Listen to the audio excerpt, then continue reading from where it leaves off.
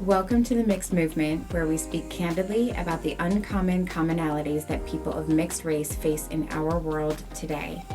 Here, we listen, share, learn, and acknowledge that through our stories, we are all connected. We are your hosts, Nate, Chris, and Rachel Go. Welcome to the show.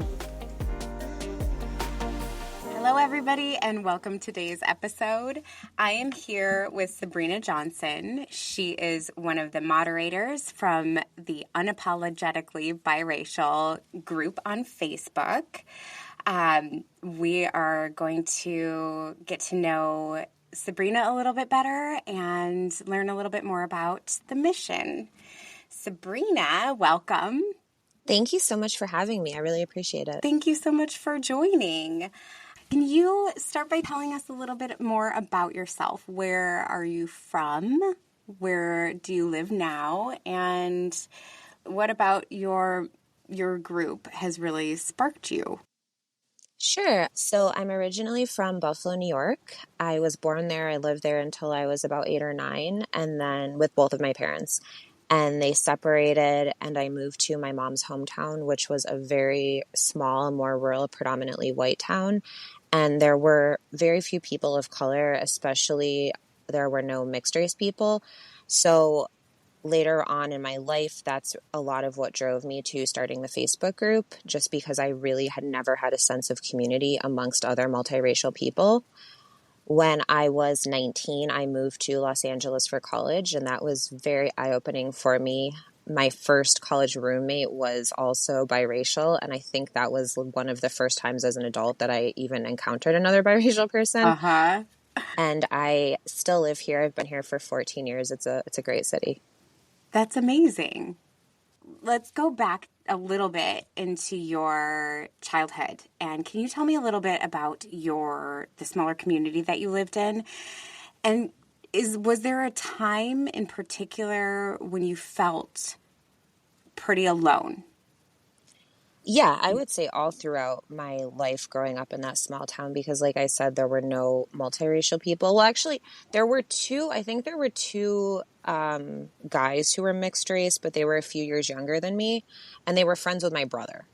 So that's how I knew them. So it was really nice for him because he did have some other mixed race people to kind of grow up with, and they're still close friends of his. But for me, I think in my graduating class, there was one Asian kid and one Latina girl, and that was it. Everyone else was white and me. So there were no other black people. I think there were maybe 2 other black people in my entire high school, all 4 years. But in my class, I was the only one. And it was definitely very isolating. I went through a lot of like bullying, a lot of very extreme racism that I am still in therapy dealing with today. So it was definitely a very isolating experience.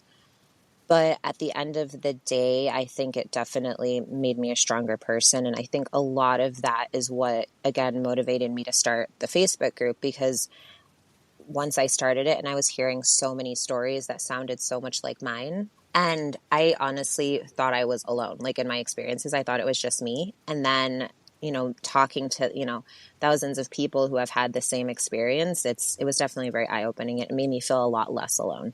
Absolutely. I think that is so wildly important when you find a need for something and you're strong enough to fill that for other people. How long ago did you create the group? So the Facebook group was started in, I believe, 2020. It was started after the BLM protests, which was a lot of what prompted me to start the group. Here in Los Angeles, where I live, we had curfews and the police were everywhere, and there was a lot of clashing amongst protesters and police. It was very scary, and I had been to multiple protests, and I'd been tear gassed. I had had a lot of really frightening things happen to me. I was at that protest that a lot of people, I think, saw in the news. That was at the Fairfax district in Los Angeles. I am a small business owner. My business was literally at the epicenter of it. So it was kind of interesting. So I'm going on a tangent, but as a business owner, to be on that side of like, I don't want my shop to get looted. But at the same time, I was also, there protesting against the police. But like I said, I had been tear gassed. I had had friends who had been injured pretty badly. I Wow. had friends that gotten hit with rubber bullets. So it was definitely a scary time. And I remember asking some friends of mine to go to the grocery store with me because I was just like afraid to go anywhere at that point. I had asked a few of my friends to go to the grocery store with me because I was very scared. And I had asked a couple of my friends who are Black women, and they very much minimized my fears and told me that I am light skinned, so therefore I didn't have a reason to be afraid, and they were a lot more likely to have something happen to them, and that it was almost offensive of me to even Wow. like be concerned. And then I asked a few of my white friends, and they got very defensive, and they were like, do you think that everyone is racist? Like, and it was like What? it was a very interesting time to pinpoint because that was, I don't think I had felt that alone and kind of out of the box I mean, in several that will make you years. feel extremely Yeah, up isolated in until your that point. world when you Yes, don't have very that isolated. support. Absolutely. And so I didn't really know where to turn at that point. So that is a lot of what prompted me to start the group, because I just felt like I really was lacking a community that really understood me. And I just wanted to connect with other people who kind of had the same experiences. And like I said, once I started the group, I realized a lot of people had very similar experiences. Wow. What happened next while navigating through that time in where you were? Like, how did you proceed to live your daily life, feeling like you don't have any support from your friends that you are around? How was life for you? Were you comfortable going out and going to the grocery store alone?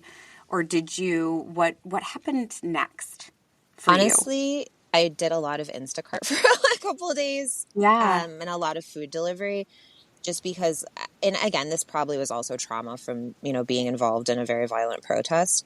But yeah, I didn't go out a ton for a few days, and I did find a couple of my friends who were a lot more supportive.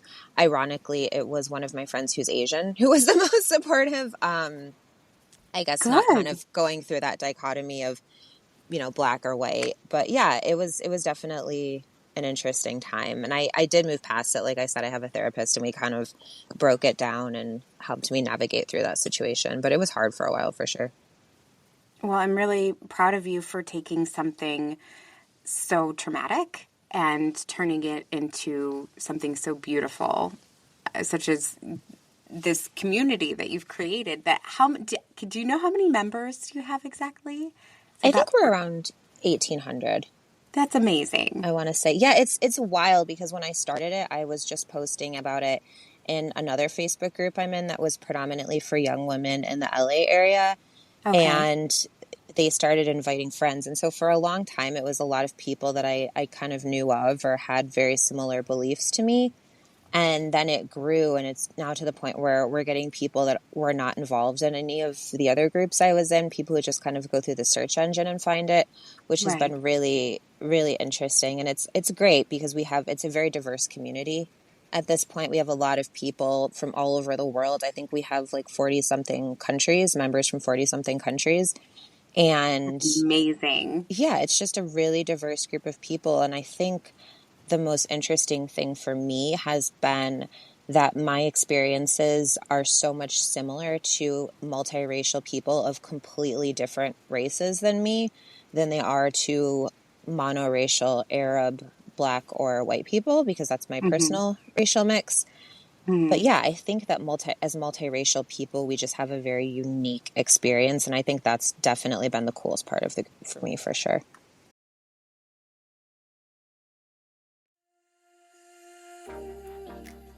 Hi, I'm Rachel Go. It is my mission in life to help people like you learn to love every aspect of themselves in order to attain the life of their dreams. If you are ready to live a life free of fears and land that dream job, or go travel the world, or whatever your dreams may be, message me at coachrachelgo@gmail.com.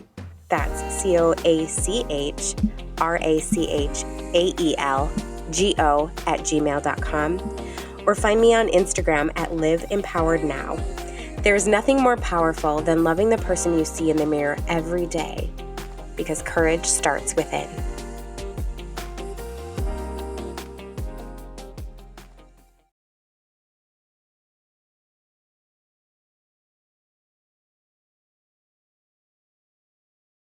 Absolutely.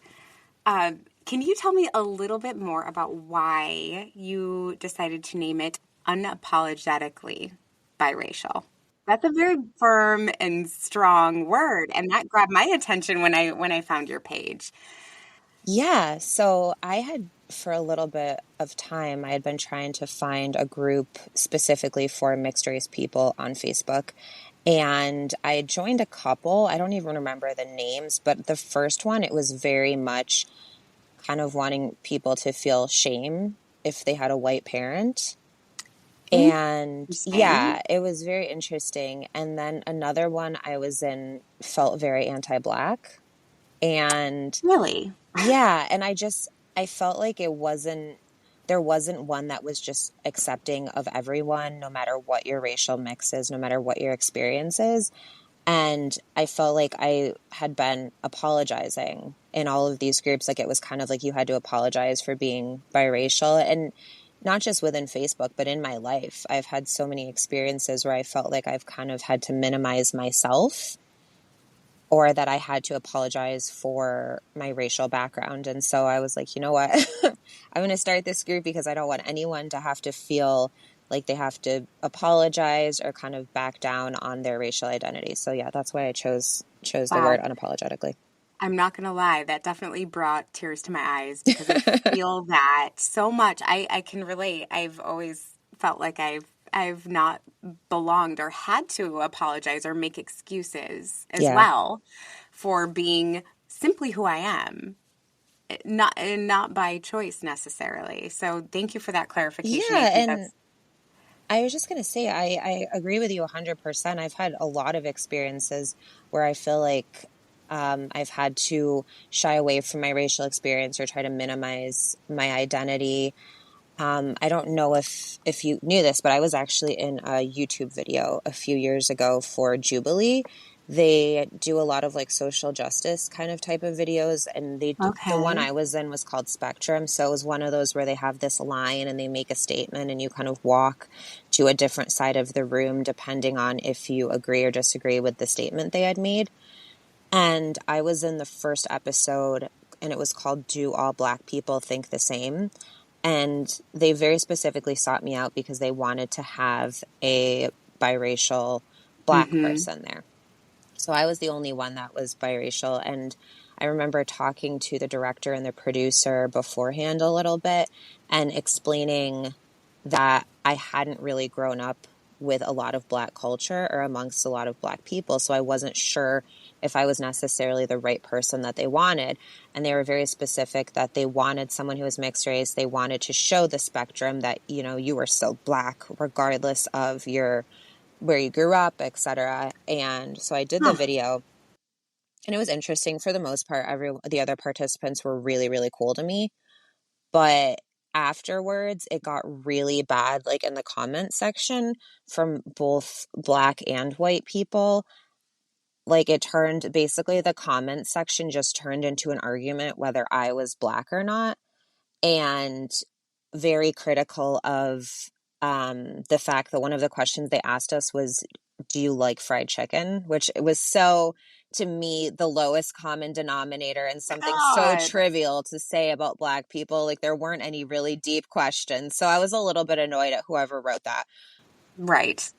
Understandably so. Yeah, and I have a very sensitive stomach, so I don't really eat fried food, and I also try to be pretty healthy. So I said that I disagreed, that I loved it, and I got like crucified in the comment section. Like people were saying I'm not really Black because I said I don't really eat fried chicken.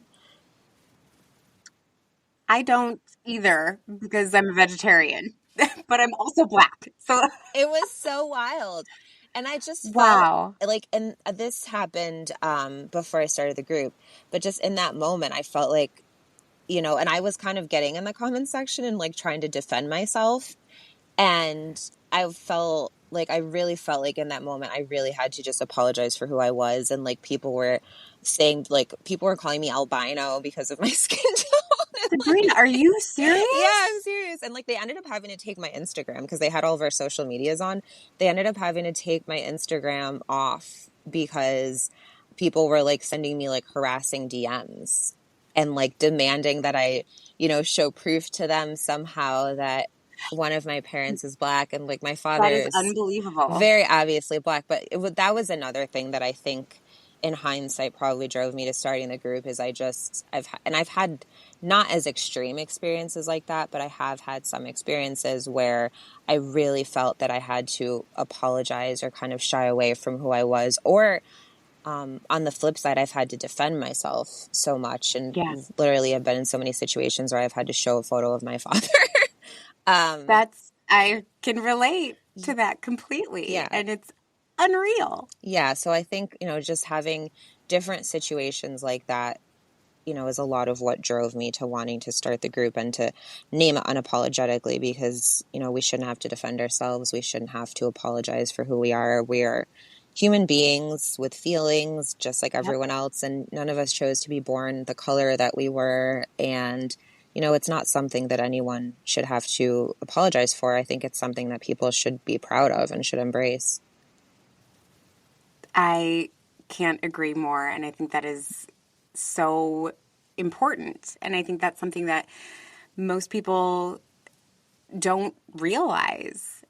And this is why my siblings and I have started this podcast is similar, parallel to your experiences. That is, the older we get, the more we meet people who are multiracial. And we do have the same experiences, and we have had to answer the same questions. And it's kind of crazy when you realize the capacity that this happens in the world today. Oh my gosh, I get asked like I probably at least once every 2 weeks, what am I? Like people will just come up to me like, what are you?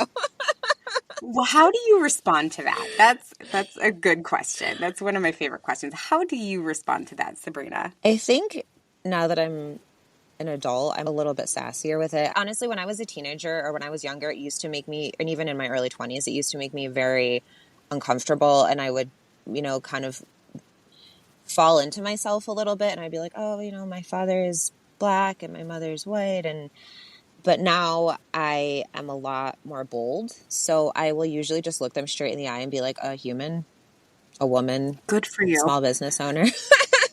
Yes, Sister, good for daughter, you. what are you asking? And Yep. it's funny because I'll get one of two responses. Usually they'll be like, well, where are you from? And I'll say, I'm from New York. And they're like, but where are you really from? But New yes. York. Where are your parents from? They're also both from New York. But like, where? Yep. Where? And then they'll be like, what is your race? What is your background? And then I'll answer. And honestly, I've had people ask me in a very respectful way, which I don't mind. I had a woman a few months ago come up to me and she had she was a white woman, but she had a very obviously mixed race child with her. And she just came up to me and said, I don't mean to be rude, but I just wanted to ask, are you multiracial? And I said I was. And her daughter was kind of behind her. And she just said, would you mind just like saying hi to my daughter? She doesn't really see a lot of mixed race people like her. And that was fine. And if people ask me that, and like, even if they're not with kids, obviously, but if someone asks me in a very kind way, I'll respond a lot kinder. But when people just ask, what are you? It's a weird question for sure. Yes. I mean, I guess I would never in my mind like okay that for me, like walk up to a person on the street and just be like, hey, what are you? I mean, you look different than everybody else. Or because those questions I find sometimes when they are premised in that way, it feels like they're ridiculing. Yeah, but straight off the bat. Even regardless of how they're framed, to me at least, unless there's a very specific reason, like I understood the mother with her daughter, but I don't really understand why anyone cares. Like I see people all the time on the street and I can't, I don't know what their race is or whatever. And it's not my business to be honest. Right. So I'm just like, it's weird, but I think that as human beings, we are very much accustomed to putting things in boxes.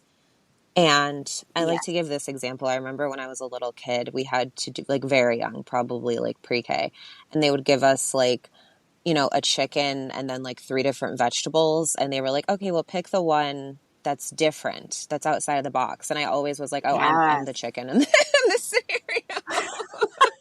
Because I'm So this always, is yeah, me. I'm always the one that doesn't really fit in the box. And that's how I've been my whole life. But yeah, it's definitely, I understand that completely. That which one of these things is not like the other. yeah. And it was always Like, it's me. me. It's like, it's me. And, I think it's a Yes. lot different these days. There are a lot more interracial couples and a lot more, I see pretty obviously mixed race kids all the time running around, which is great. Mm-hmm. But I mean, I was born in 1988 and there were not a ton. At that time, Mm-hmm. I remember, my parents dealt with some things being an interracial couple in the 80s. And, it's definitely, I think the world is a lot more accepting these days, which makes me very happy. But yeah, Absolutely. talking to a lot of other mixed race or biracial, I never know which word to use because I'm technically triracial. Oh, But you I are? am, yeah. But yeah, I just think talking to a lot of other mixed race adults, it's interesting. But yeah, it's actually a really crazy story. We found out just a few years ago that we're actually part Syrian through, yeah, Really? through DNA testing. So that was really interesting because I thought my whole life I was just black and white, but it turns out I'm also pretty heavily Arab. So that's also been an interesting journey. Wow. Yeah. And that was just recently. Yeah, just in the last few years, like 2 years ago, I would say. So I'm very curious, has that affected the way that you view yourself? It has, honestly, it's interesting because what we find out is that my grandpa wasn't actually my biological grandfather, which so it was Okay. that was a big family, thing to come out as well. Yeah. It's been interesting because my mom, I think it was more of a identity crisis for my mom because she's now like, well, do I identify as biracial? Uh, Right. because she's Yeah. white and Arab, but she's lived most of her life as a white woman. She's very white presenting, so she says it would feel a little bit inauthentic to start identifying as mixed race now when she's in her 60s. But for me, I would say it's been interesting. I still have yet to meet that part of the family. My family back home have gotten to know them, but I have not had the opportunity because I haven't been back home Okay. since COVID kind of not ended, but was a little bit safer. The last time I was home was in 2020. So I have Okay. not yet met them. To my knowledge, they don't really follow the Arabic traditions very well. So I don't know how much of that I would learn from them, but it's definitely something that I've been looking into and learning on my own. I've been doing a lot of research, and I have a couple of friends who are from the Syria, Lebanon area. So I've been kind of trying to learn some of the traditions and some of the cooking styles through them. So that's been really interesting. But yeah, it's definitely been a journey. When I look at I've done 23andMe and Ancestry, and when I look at the little wheel of all the colors, it's like a nice little rainbow. So That's yeah, amazing. That's amazing that you are fully embracing it.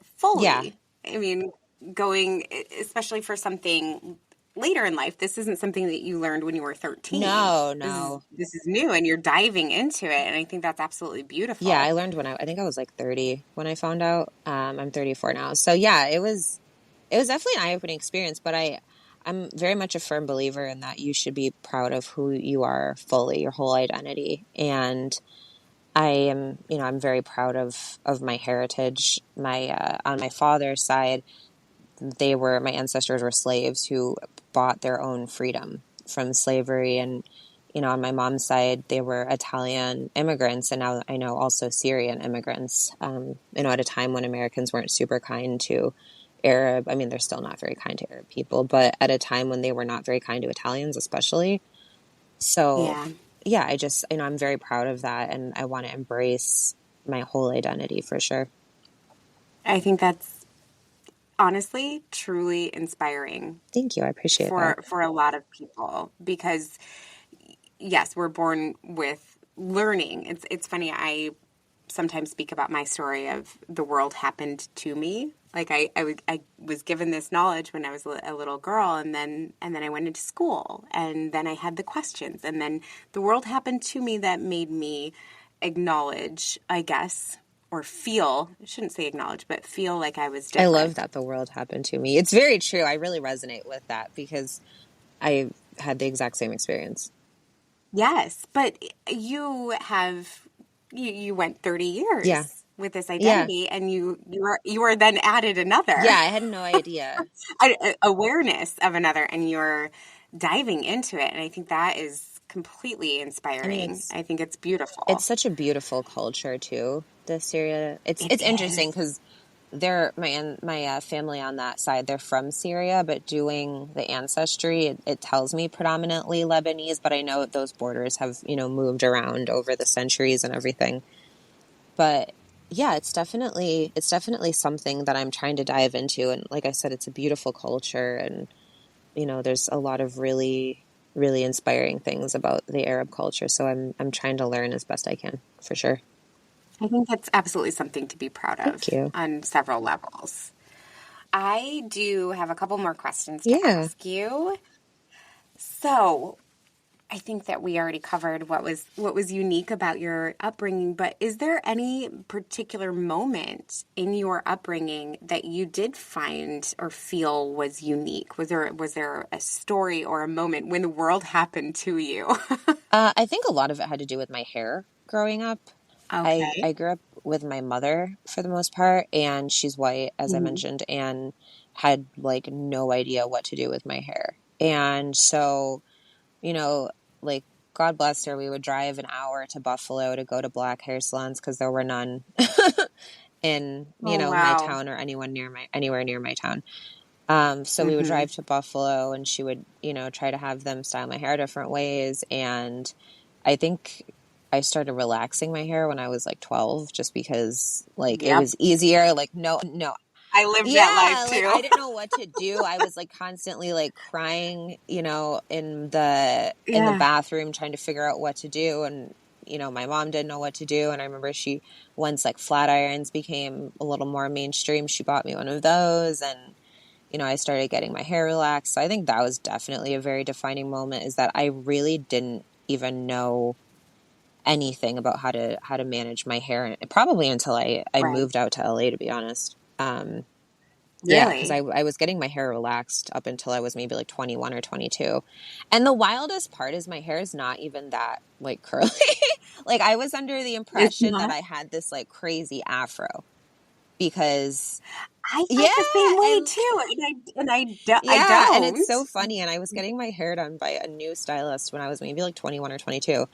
And she was like, your hair is like, you don't have to relax it. Like you could get the same effect if you wanted just by blowing it out. And I was like, oh, there's no way. What? There's no way. It's so coarse. And she's like, just like don't do it for like a year or two and we'll see. And she's like, your hair's going to get a lot more healthy. And it did. And it's like wild because and I haven't relaxed it in over like 10 years now, but it's just crazy because it's like now when I let it air dry, it's like not even that curly. Isn't that crazy? It takes one person to bring that to your Yeah. attention. Yeah. But I definitely, Who knows? I think that was a defining. Who knows Yeah, that hair? was definitely that was probably the biggest struggle for me, I would say. I'm trying to think if there was any like very like, quote unquote come to Jesus moment.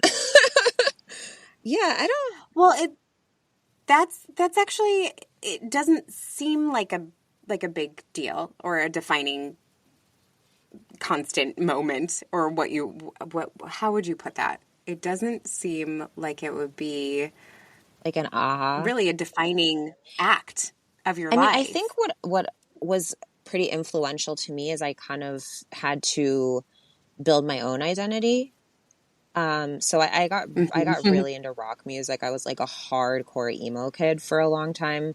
I'm still probably a little a So little was bit of an I. emo I kid. love it. I just went to an emo brunch That's on Sunday actually with a couple of my friends. Yeah. Did you? So Yes, I love it. That's we're amazing. emo adults now. But yeah, so I think Yes. that was a very defining kind of phase for me. And actually I don't want to say emo is a phase. It's not a phase, mom.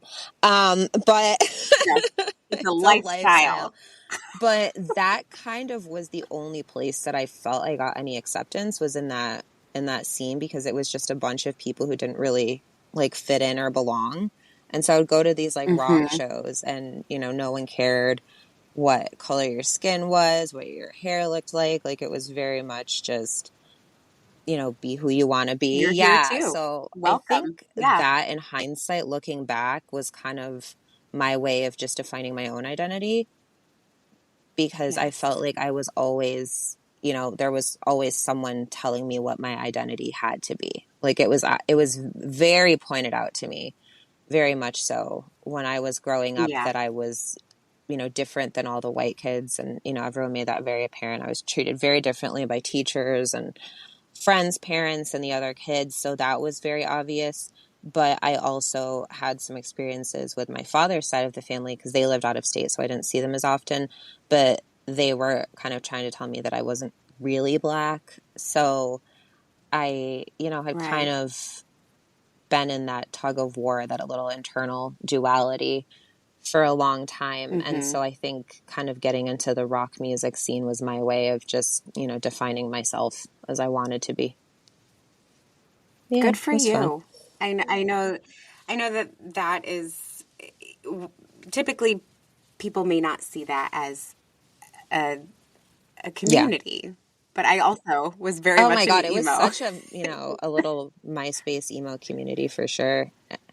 And I met, Totally. And it was all love and yeah, acceptance because, I mean, emo, it's emotions. And we're not here to talk about the color of our skin. We're here to feel things because we yeah. do. And for my We, experience, it was a lot of the like outcast kind of kids that were like in the misfits right. that were part Mm, of that community. And I made a lot of like really cool friends, like some of whom I'm still friends with today, kind of in that community. that's But yeah, I amazing. think that was probably a defining moment, was just me kind of defining myself as I wanted to be, as opposed to having someone else tell me. And I think I also wanted a way to define myself that didn't have to do with my racial background because and I you know I Yeah. still feel this way as an adult, that I think when you're mixed race, so much of your identity is just based on that.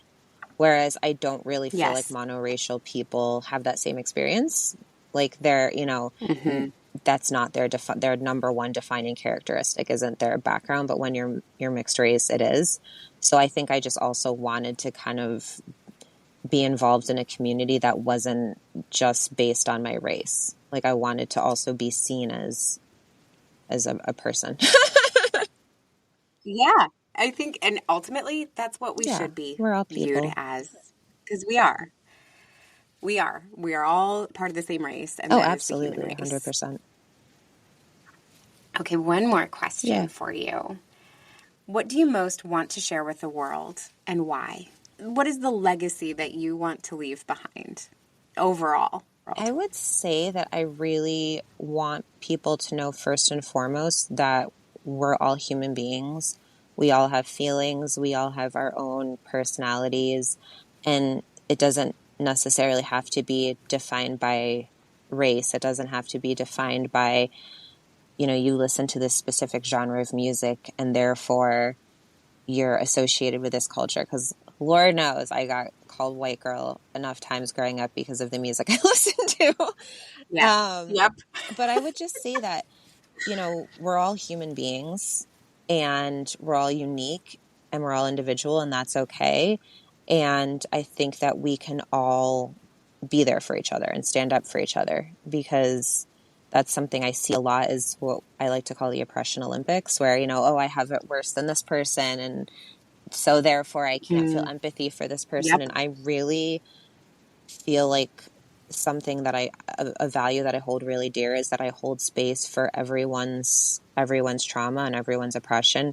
I don't think that some are necessarily worse than others. I mean, obviously some are, but I think that you can hold space for everyone and everyone's trauma without kind of having to compare it to your own.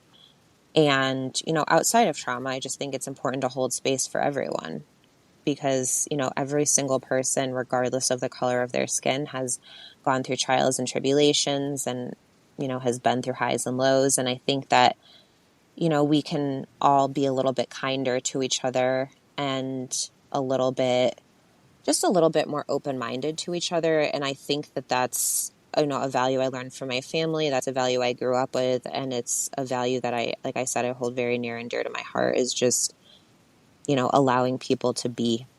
Yes. I think that that is what the world Yeah. needs so much of. I think that is beautiful. In regards to the Unapologetically Biracial group, I think the legacy that I would like to leave for that group is just really trying to help other people. We have parents of biracial kids in there, and I've gotten messages from some of them telling me how just having a way to connect to other mixed race adults has completely changed the way they talk to their children, the way they parent. We've done, community outreach with the Facebook group. We did a self-defense class for members of the AAPI community. We've done picnics and get-togethers for Loving Day, which a lot of people don't know, but that was the day that interracial marriage was legalized. Yeah, it Yes. was a court case, which Yes. allowed interracial marriage. And so we've had celebrations for that, and we've done meetups, and we're planning on having more meetups and get-togethers and community events in the future. So I think the legacy that I would like to leave specifically with that group is just hoping to open the world's eyes to, the experiences that we go through, because it's difficult sometimes, and it's also so unique and wonderful sometimes. And I just really hope that I can make things a little bit easier for other people like me, because there have been a lot of times in my life where, because I'm a mixed race person, I didn't feel that I had a community. I didn't have people supporting me through my very unique experiences. And I really hope that there are people in that group and members of that group that really do feel supported and feel like they have a place where they're allowed to be seen and heard, and they can be loud and proud about their identity and who they are. And I really just hope that it helps people at the end of the day. Sabrina, I will tell you that I'm a member, and it's been, honestly, it's been really refreshing commenting on certain questions that you post that get your mind thinking. But I know that you posted a question: what is unique about being Mm-hmm. biracial? What have you found is unique about it? And I commented, I feel like it's a superpower, and that, for the first time in my life, I felt like, oh yeah, actually, now that I think about it, it kind of is a superpower because we're everything, I do. or we're multiple I do want to cultures. clarify that was probably Karen, because it was actually her idea Okay. to start doing those questions. So I definitely want to give her credit, because she is Yes. another moderator that's been with me for a while. And those were definitely her ideas. So I want to give credit where credit's due. And I've started to think of some of my own questions, but we really, we kind of collectively wanted to do something that would help us to connect, because yeah. Well, thank Yeah, you, Karen, shout out for to that Karen. because it's working. She is a co-mod, and she is a lifesaver. Honestly, I want to thank her so much. Hopefully you can talk to her sometime soon, because she is Yes. fantastic. But yeah, I think that I would those love that. questions are really great, because we do, for those who aren't in the group, is we will post a few questions a week, kind of just, asking open-ended questions to the group about the experience being a mixed race, biracial, multiracial, however anyone wants to identify person. And it's interesting because I think you'll look through the answers and so many are so similar.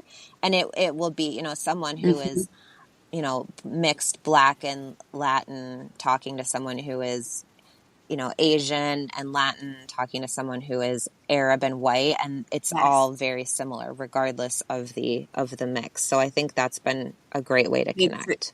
amazing.